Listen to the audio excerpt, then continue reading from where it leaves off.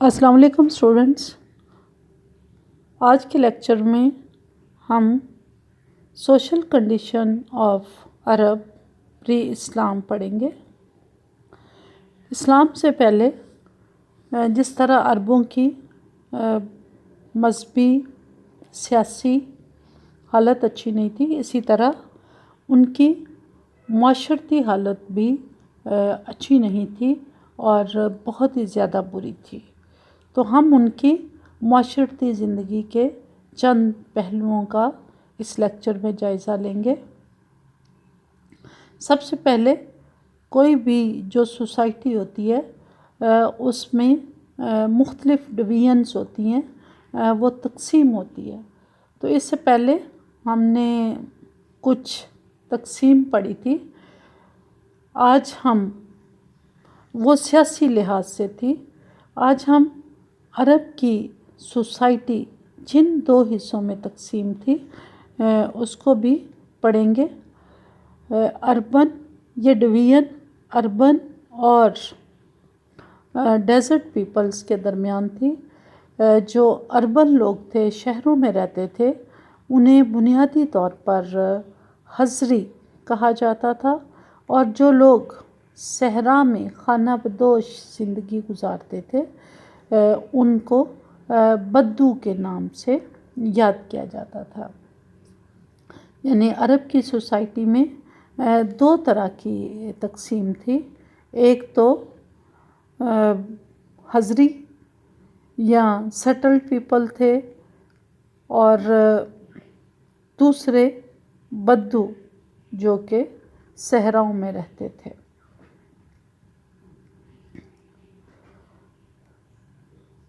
اگر ہم پہلی ڈویژن پر ہیں، یعنی اربن پیپل یا سیٹلڈ پاپولیشن، تو یہ وہ لوگ تھے جو مکہ، مدینہ، طائف، نجد، جدہ، ان شہروں میں مستقل گھر بنا کر رہتے تھے۔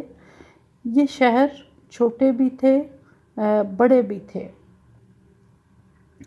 زیادہ جو آبادی تھی وہ حجاز میں تھی۔ حجاز میں 3 بڑے شہر تھے، مکہ، مدینہ اور طائف، اور باقی چھوٹے چھوٹے ٹاؤنز اور ولیجز تھے۔ اور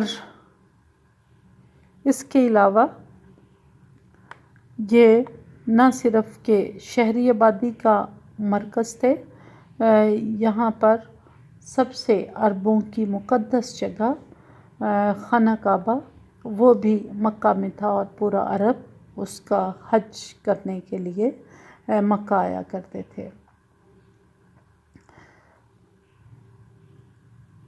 اربن سٹیزنز یا حضری جو تھے وہ اخلاقی لحاظ سے بدوؤں کی نسبت کافی بہتر تھے۔ یہ لوگ مستقل مکان بنا کر رہتے تھے، اور ان میں سے زیادہ تر لوگ جو تھے یا تو تجارت کے ساتھ وابستہ ہوتے تھے یا وہ ایگریکلچر کے ساتھ۔ مکہ کے لوگ زیادہ تر تاجر تھے، لیکن مدینہ کے لوگ، مدینہ اور طائف، یہاں کے زیادہ تر لوگ جو تھے وہ کاشتکار تھے، کیونکہ زمین جو تھی وہ زرخیز تھی اور کاشتکاری کے لیے موزوں تھی۔ اس کے علاوہ ان دو کے علاوہ ایک اور بھی چھوٹا طبقہ تھا جس کو ہم سیمی نومیڈک کہتے ہیں۔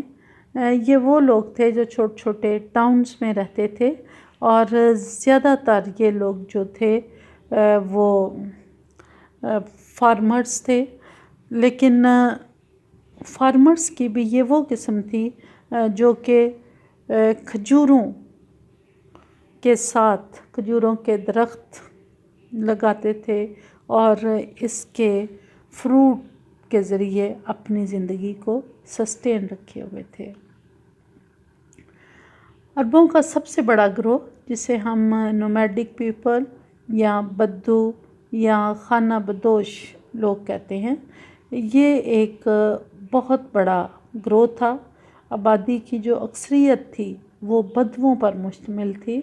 بنیادی طور پر ہم پہلے پڑھ چکے ہیں کہ عرب پورا ڈیزرٹ تھا، تو ظاہر ہے کہ پانی اور دیگر وسائل کم تھے، لہٰذا لوگ ایک جگہ سے دوسری جگہ پانی اور خوراک، اس کے علاوہ جانوروں کا چارہ، اس کی تلاش میں ایک جگہ سے دوسری جگہ سفر کرتے، اور جہاں کہیں انہیں پانی یا دیگر سہولتیں ملتی وہ اسی جگہ رہنا شروع کر دیتے، اور جب وہاں سے پانی اور دیگر وسائل کم ہوتے تو وہ کسی اور جگہ شفٹ کر جاتے۔ یہ لوگ زیادہ تر گلابان تھے، بھیڑ، بکریاں، اونٹ پالتے تھے، اور انہی بھیڑ، بکریوں اور اونٹوں پر ان کی پوری زندگی کا دار و مدار ہوتا تھا۔ تصویر میں آپ چند بدو لوگوں کو دیکھ سکتے ہیں کہ کس طرح سے وہ گلابانی صحرا میں کرتے تھے، اور بھیڑ بکریوں سے وہ خوراک بھی حاصل کرتے، دودھ، گوشت، اور ان کی جو اون تھی اس کو وہ خیمے بنانے اور کپڑے پہننے کے لیے بھی استعمال کرتے تھے۔ اونٹ صحرا میں سفر کے دوران بھی کام آتا، اور اس کے ساتھ ساتھ اونٹ کا دودھ بھی وہ لوگ فروخت کرتے تھے۔ پورے عرب کے صحرا میں بدو قبیلے جو تھے وہ بکھرے ہوئے تھے، اور ان کا ایک اپنا کلچر تھا جو کہ شہری لوگوں سے بہت ہی مختلف تھا۔ اگر ہم ان نومیڈک ٹرائب کی، ان خانہ بدوش قبیلوں کی روزانہ کی زندگی کا جائزہ لیں تو ان کی زندگی میں سوائے جانوروں کے پالنے کے علاوہ اور کچھ بھی نہیں تھا۔ یہ لوگ کپڑے کے بنائے ہوئے خیموں میں رہتے تھے، اور یہ خیمے جانوروں کی کھال سے بھی بنے ہو سکتے تھے، ان کی اون سے بھی، اور کپڑے کے خیمے بھی زیادہ تر بنائے جاتے تھے۔ یہ لوگ قبیلوں کی صورت میں رہتے تھے، اور قبائلی نظام زندگی ان شہری لوگوں کی نسبت ان بدوؤں کی زندگی میں بہت زیادہ تھا۔ صحرا کا موسم بہت گرم اور سخت ہوتا تھا، اور اس موسم کی سختیوں کو برداشت کرتے کرتے یہ لوگ خود بھی بہت زیادہ سخت ہو چکے تھے۔ ہر قسم کی ظلم، زیادتی اپنے مخالف کے ساتھ یہ روا رکھتے۔ اخلاق کا کوئی ایسا معیار نہیں تھا جس پر ان کو ناپا جا سکتا۔ اپنے لیے، اپنے اور اپنے قبیلے کے لیے ان کے پیمانے اور تھے، لیکن اپنے مخالف کے لیے یہ بالکل ایک اور اخلاقی پیمانہ رکھتے تھے۔ شہری لوگوں اور بدوؤں کے درمیان جو تھا وہ آپس میں میوچول انڈرسٹینڈنگ بہت ہی کم ہوتی تھی۔ یہ لوگ زیادہ تر اگر ان کے ملنے کی صرف ایک ہی جگہ تھی، وہ تھی لوکل مارکیٹس، جہاں پر یہ دونوں طرح کی آبادیاں جو ہیں وہ اکٹھی ہوتی تھیں، لیکن ان کے درمیان ویسے بہت زیادہ فرق تھا، میل جول اور دیگر معاشرتی تعلقات نہ ہونے کے برابر تھے۔ اگر ہم عربوں کی معاشرتی حالت کا جائزہ لیں تو ہمیں ان میں کچھ برائیاں بھی نظر آتی ہیں جو کہ بہت زیادہ تھیں، اور نہ صرف زیادہ تھیں بلکہ اس کے ساتھ ساتھ ان میں بہت زیادہ شدت بھی پائی جاتی تھی۔ شراب، جوا، زنا، بیٹیوں کو زندہ دفن کرنا، جنگ و جدل کرنا، اور زیادہ سے زیادہ شادیاں کرنا، یہ ایک عرب میں ایک عام سی بات تھی۔ اس کے علاوہ سود خوری جو تھی وہ بھی عرب میں بہت بڑے پیمانے پر ہو رہی تھی۔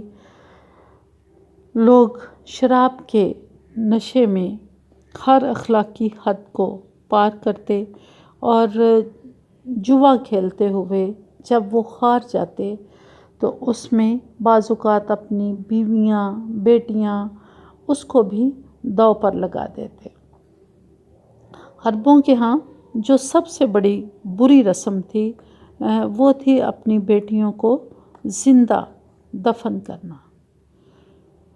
لڑکی کے پیدا ہوتے ہی اسے زندہ دفن کر دیا جاتا، یا بعض اوقات اگر وہ تھوڑی سی بڑی بھی ہو جاتی تو پھر بھی جب بھی کبھی باپ کو محسوس ہوتا کہ اسے اس بچی سے کوئی مسئلہ ہے تو وہ اسے اس وقت بھی دفن کر دیتا تھا۔ اور کچھ ایسی بچیاں بھی تھیں جنہیں 7-8 سال کی عمر میں دفن کیا گیا۔ ایک شخص نے اسلام قبول کرنے کے بعد خود اس بات کا اعتراف کیا تھا نبی کریم صلی اللہ علیہ وسلم کے سامنے کہ اس نے اپنی 8 بیٹیوں کو زندہ دفن کیا تھا، اور ایک اتنی بڑی تھی کہ جب وہ اسے دفن کر رہا تھا تو وہ اسے باپ، ابا ابا کہہ کر پکار رہی تھی، لیکن اس کی پکار سنے بغیر میں نے اسے دفن کر دیا۔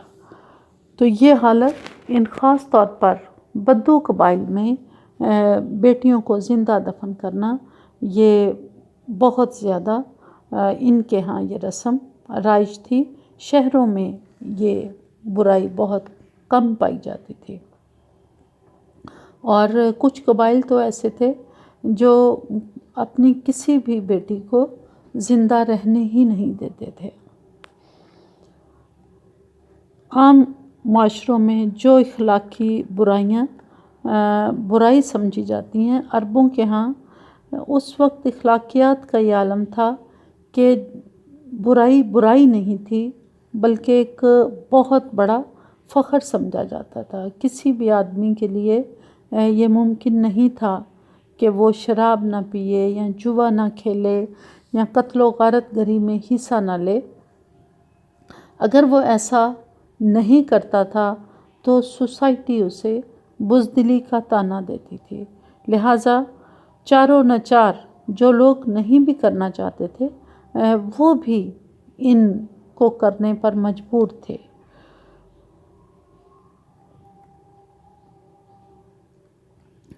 عربوں کے ہاں ایک چیز جو تھی وہ اور بھی بہت ہی کامن اور عام تھی، اور جہاں ہم ان کے اندر برائیوں کی انتہا دیکھتے ہیں، اس کے ساتھ ساتھ کوئی بھی سوسائٹی ایسا نہیں ہو سکتا کہ وہ اچھائیوں سے، نیکیوں سے بالکل خالی ہو جائے۔ ان کے ہاں بھی عربوں میں کچھ خوبیاں بھی پائی جاتی تھیں جو کہ بہت ہی اچھی تھیں۔ ان میں سے ایک تو یہ لوگ بہادر تھے، بزدل نہیں تھے، کبھی پیٹھ نہیں دکھاتے تھے۔ دوسرا، وہ اپنی وعدے کے پکے تھے، جو بھی ایک بار کسی سے وعدہ کرتے اس کو ہر حال میں پورا کرتے تھے۔ اس کے ساتھ ساتھ یہ لوگ بہت زیادہ اپنے خاندان کے، قبیلے کے وفادار ہوتے تھے، اور مہمان نوازی یہ عربوں کی سب سے بڑی خوبی تھی۔ مہمان کو وہ اللہ کی رحمت سمجھتے تھے، اور مہمان کی خدمت کرنے کے لیے وہ خود بھوکے بھی رہتے، یا اپنے پاس جو بھی ان کی سب سے قیمتی چیز ہوتی وہ مہمان کی خدمت میں پیش کرتے۔ حتیٰ کہ کسی شخص کے پاس صرف اگر ایک بکری بھی ہوتی جس پر اس کے پورے گھر کا انحصار تھا تو وہ اس بکری کو بھی ذبح کر کے مہمان کو کھانا کھلاتا تھا۔ عربوں کے ہاں کچھ رسم و رواج بھی پائے جاتے تھے جو کہ ہر قبیلے میں ویری کرتے تھے۔ ہر قبیلے کے ہاں اپنی اپنی روایتیں اور رسم و رواج تھے، لیکن کچھ ان کے ہاں مشترکہ بھی تھے۔ خاص طور پر عرب جو تھے وہ قسم کھاتے تھے، اور قسم کھانے کا رواج جو تھا یہ عربوں میں بڑا ہی کامن تھا، اور جب وہ ایک بار قسم کھا لیتے تو پھر اس پر وہ کاربند رہتے اور اسے ہر حال میں وہ پورا کرتے۔ عربوں کے ہاں شعر و شاعری کا بہت زیادہ رواج تھا، اور ہر عرب جو ہے وہ شاعر ہو سکتا تھا، اور شاعری میں زیادہ تر یا تو رزمیہ شاعری کی جاتی جس میں وہ اپنے آباء و اجداد کی شان میں قصیدے پڑھتے، خاص طور پر وہ لوگ جو مختلف جنگوں میں جنہوں نے بہادری دکھائی اور اپنے قبیلے کے لیے کارنامے سر انجام دیے، ان کی قصیدہ خوانی کی جاتی، یا پھر شاعری جو تھی وہ اپنے مخالف کو ذلیل و رسوا کرنے کے لیے بھی کی جاتی تھی، جس میں اپنے مخالف قبیلے کی عورتوں کے جسمانی اعضاء کا نام لے کر شاعری کی جاتی۔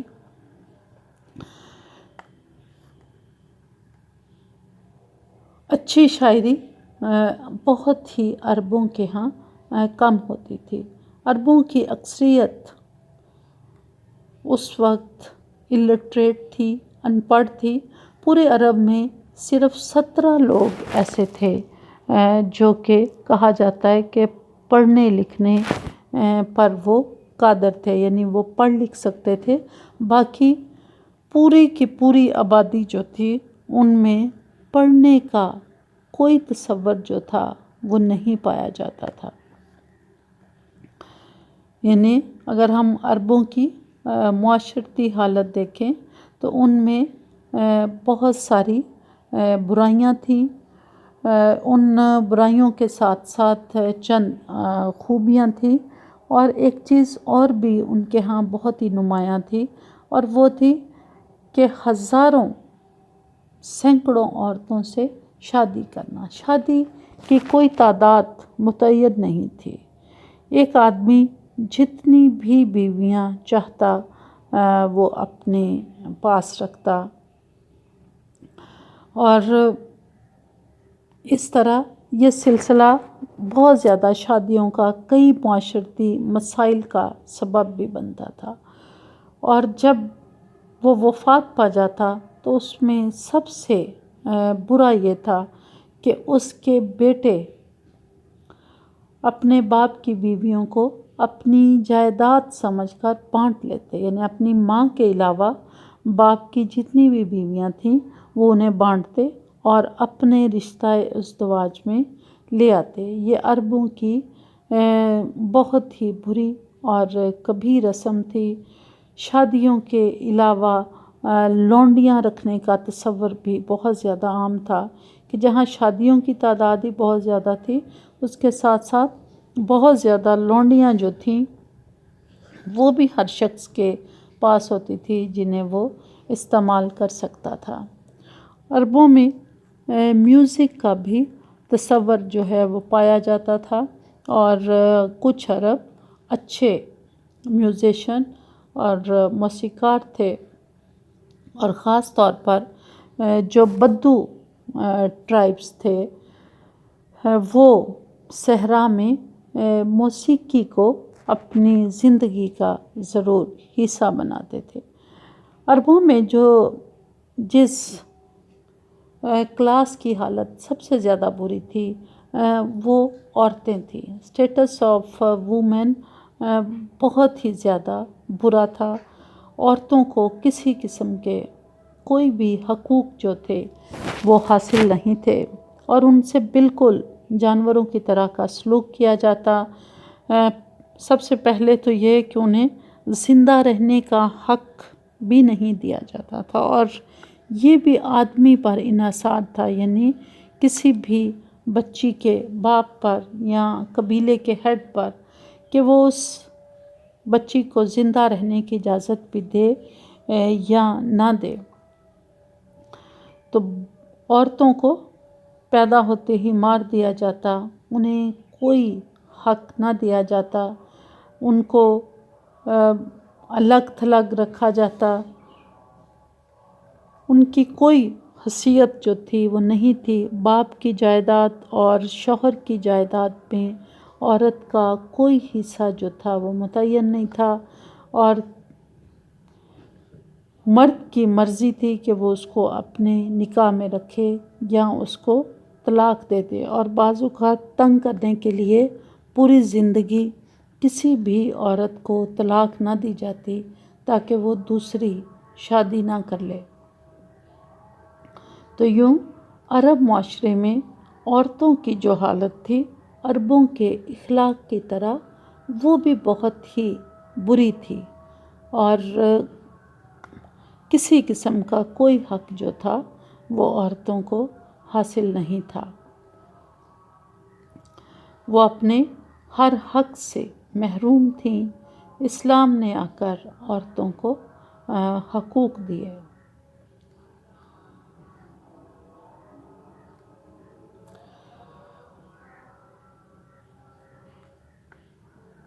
اس کے علاوہ عربوں کی معاشرتی زندگی میں جو خرابی سب سے بڑی شمار کی جاتی ہے وہ تھی سلیوری، یعنی غلامی. عرب سوسائٹی میں غلاموں کی حالت بھی بہت ہی زیادہ بری تھی، بلکہ سب سے زیادہ قابل عورتوں کے بعد یا عورتوں کے ساتھ ساتھ اگر کسی کی حالت بری تھی تو وہ لونڈیاں اور غلام تھے.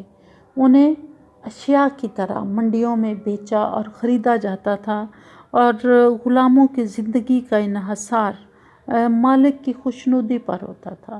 انہیں چھوٹی چھوٹی غلطیوں پر شدید قسم کی جسمانی سزا دی جاتی، اور اگر ایک غلام یا لونڈی کو قتل بھی کر دیا جاتا تو مالک سے کسی قسم کا کوئی مواخذہ جو ہے وہ نہیں لیا جاتا تھا.